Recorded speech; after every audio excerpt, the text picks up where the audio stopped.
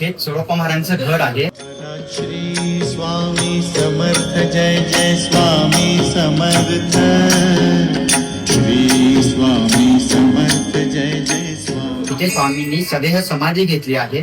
तुम्ही बघू शकता त्या गांडापूरच्या दत्त महाराजांच्या निर्गुण पादुका.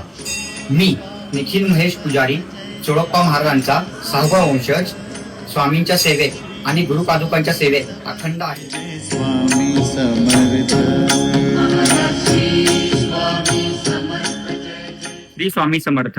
आपल्या गुरु परंपरेमध्ये अनन्यसाधारणपणे गुरुपादुकांचं फार महत्व आहे. या पादुकांची पूजा केल्याने घरातील दुःख दारिद्र्य दूर होते आणि लक्ष्मी प्राप्ती होते. आपण या पादुका कोणत्याही सणाला, कोणत्याही शुभ दिवशी आपण मागू शकता आणि दर्शनाचा लाभ घेऊ शकता.